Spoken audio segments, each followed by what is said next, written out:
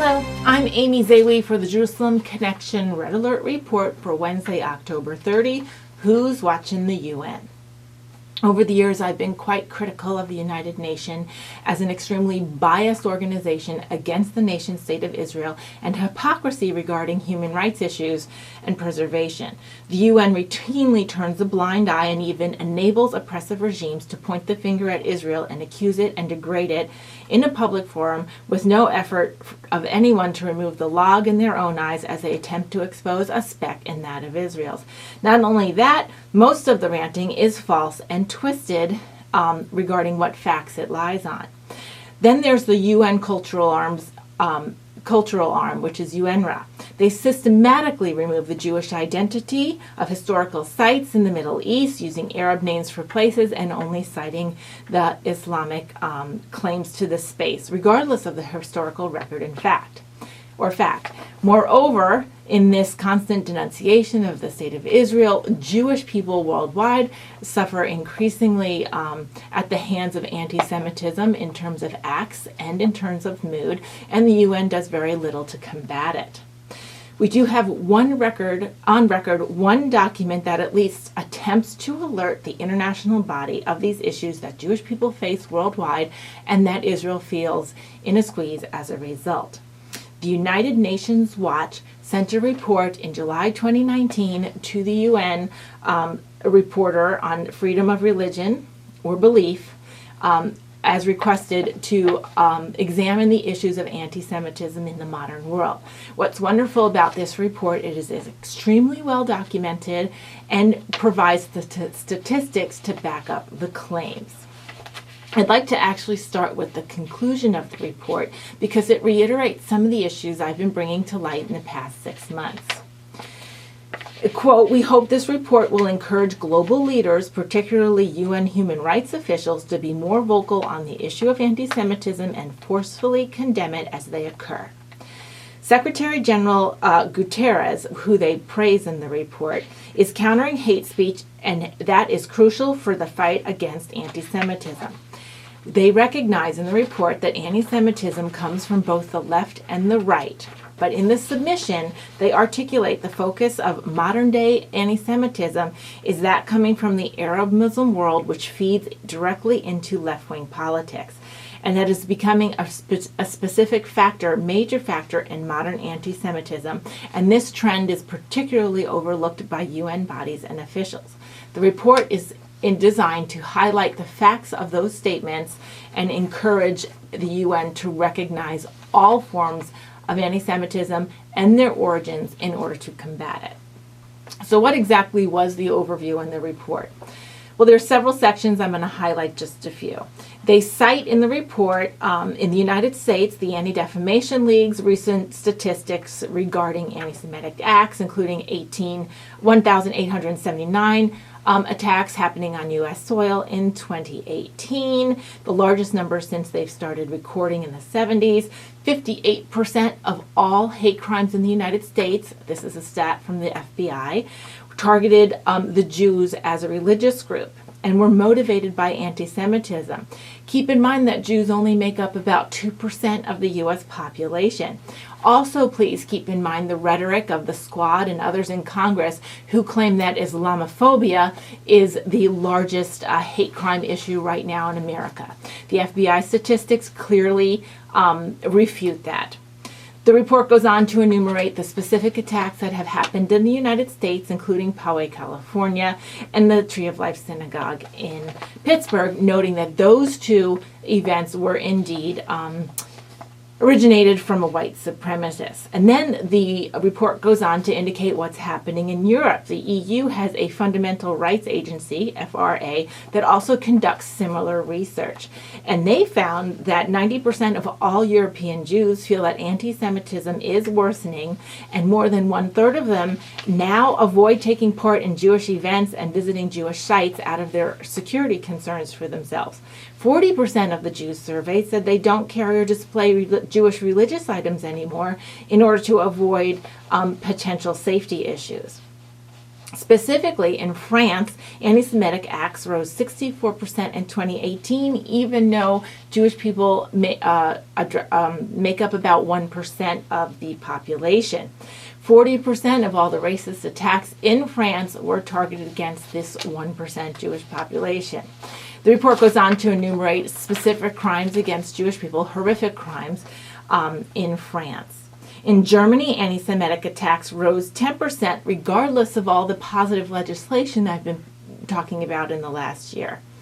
Again, content on the internet in Germany, anti-Semitic content, has risen more than 20% as well. In the United Kingdom, anti-Semitic acts rose 16% in 2018, the highest number recorded yet. And anti-Semitism, as we all know, has permeated British politics. The report specifically calls Jeremy Corbyn's election to Parliament in 2015 in the Labour Party, and how this has now currently alienated most Jews from that party. Corbyn in 2018 hosted an event which the Israeli government was likened to Nazis, and has attended numerous events honoring terrorists. The UK Jewish Chronicle reported last year that 40% of Jews said they would seriously consider leaving the UK and emigrate if Corbyn were ever to be elected Prime Minister. In Switzerland, where the Human Rights Council actually has its offices, more than 200 anti-Semitic attacks were recorded in 2018, including attacks against Jewish property, synagogues, and people. Again, the report goes on to list specific examples. In light of these findings, what the data is supporting is the mood that we are feeling. And then the report goes on to examine two particular points of concern that give rise to this modern day anti-Semitism and its allowance to be mainstreamed into society. The first issue is Holocaust denial, and the second is anti-Semitism in the Arab Muslim world and how it is woven into left-wing politics. I'd like to save that part 2 for next week, the idea of anti-Semitism in the Muslim world and left-wing politics. Most of us consider Holocaust denial something only kooks would engage in. How can anyone deny a historical event that is so huge and so recent that we have eyewitnesses that are still alive, copious amounts of photographs and movie reels and record keeping regarding the event? Well, and the fact that it's part of our school curriculums for about the last 60 years. People are still denying it, and they now have a new form of doing so, and it is called universalizing the Holocaust. And in fact, I mentioned this a couple weeks ago when I explained how the Holocaust Memorial Day is now the HMD, to remove the trigger term of Holocaust and turning it into an acronym. The report goes on specifically to enumerate and condemn UN officials who have openly universalized the Holocaust to the degree where it downplays Germany's genocide against the Jewish people as a target and anti-Semitism as the core of the fueling of it in general. Deborah Lipstadt, who considers this form of Holocaust denial a soft core denial, and Eli Weitzel, the Holocaust survivor, has systematically, each of them, rejected the, quote, universalization of the Holocaust, saying that the Holocaust is not just an example of man's inhumanity to man, but very specifically man's inhumanity to Jews.